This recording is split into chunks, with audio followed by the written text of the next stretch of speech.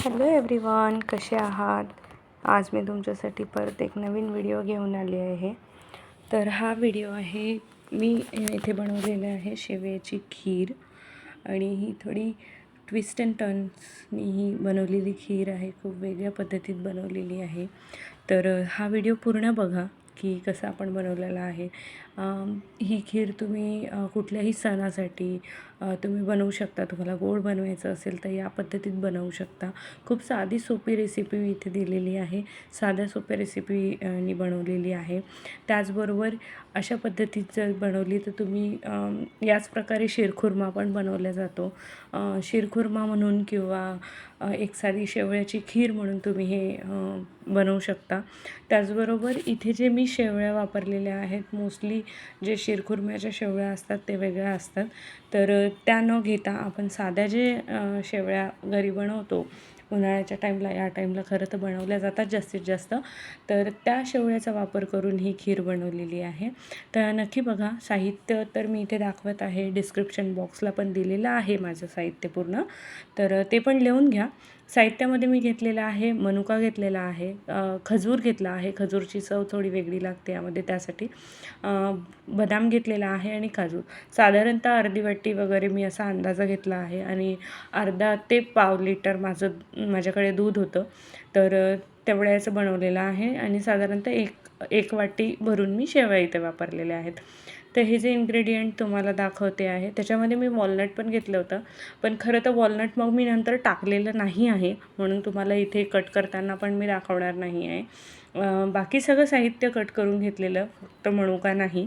म्हणजे खजूर, पेंडखजूर घेऊ शकता किंवा सुके खजूर येतात ना, ते पण घेऊ शकता. तर याला सगळ्याला कट करून घेऊयात. फाईनली चॉप तुम्हाला जसं हवं असेल, तुम्हाला दातात लागलं पाहिजे तर थोडं मोठं कट करा, आणि फाईन चॉप पाहिजे असेल तर ते पण करू शकता. तर तूप घातलेलं आहे एका कढईमध्ये. आपण तुपाला थोडंसं मेल्ट होऊ देऊयात. त्यामध्ये जे आपण सगळं इन्ग्रेडियंट आहे ते आपण परतून घेऊयात आधी. याला खूप जास्त परतवू नका. खूप जास्त जर परतवल्या गेलं तर कडवटपणाचा जो टेस्ट आहे ना तो येतो. आणि खरं तर हे परतवताना याचा जो बारीक भुगदारा आलेला आहे तो जळला जातो, त्याच्यामुळे जास्त कडवटपणाचा टेस्ट येतो, भाजल्यासारखा टेस्ट येतो. त्यामुळे थोडंफारच भाजून घ्या. आणि उरलेलं जे तूप असेल तुमचं त्यामध्ये परत तुम्ही कुठलेही हे फ्राय करू नका, कारण की ती टेस्ट त्याला पण लागू शकते. त्यासाठी मी हे एकदा ट्राय करून बघितलं तर माझ्यासोबत असं झालं, म्हणून ही टिप्स म्हणून तुम्हाला सांगते आहे की आधी सगळं ड्रायफ्रूट्स आहे ते वेगळ्या याच्यात परतवून घ्या. त्यानंतर आपण इथे शेवया साध्या घेतलेल्या आहेत, ह्या शेवया पण तुपामध्ये आपण परतवून घेतलेल्या आहेत सगळ्या. आणि शेवया ज्या आपण परतवतो आहे हे पूर्ण ब्राऊन होतपर्यंत असं थोडंफार परतवा, जेणेकरून त्याला ती टेस्ट येते छान. तर ब्राऊन होईपर्यंत परतवून घ्या. सगळं आपण परतवून घेणार आहे आधी. खूप साधी सोपी पद्धत आहे.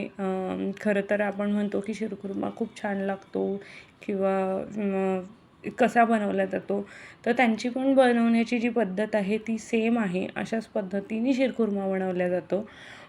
तर अशा शेवया पण तुम्ही बनवू शकता, पण त्यांच्या शेवया वेगळ्या असतात आणि या शेवया वेगळ्या आहेत. त्यामुळे आपण शेवयाची खीर म्हणूनच हे बनवतो आहे आत्ता. बघा, साखर जी आहे ती अशी न घालता आपण त्याला मेल्ट केलं आहे आधी. साखरेला मध्ये मध्ये चालवू नका, त्याने गोटा होऊन जातं, साखर मेल्ट होत नाही व्यवस्थित.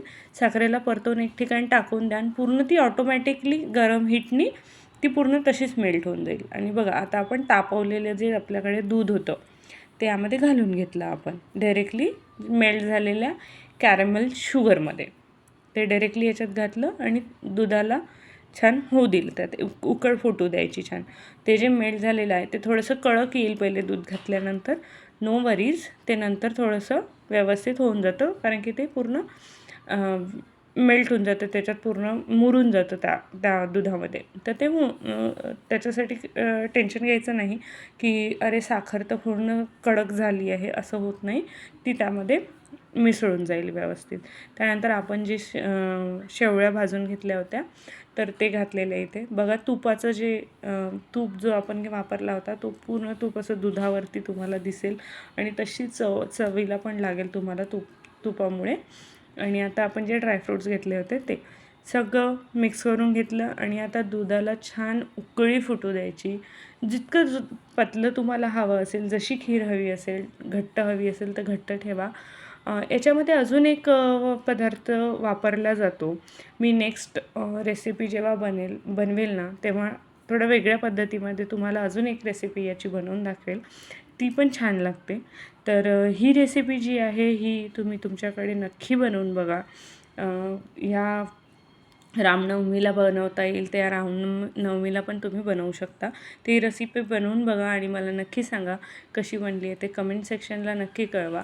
आणि असं छान हा जो नवीन प्रकारचा स्वीट आहे हा नक्कीच ट्राय करा. आपण याला सर्व करून घेऊया.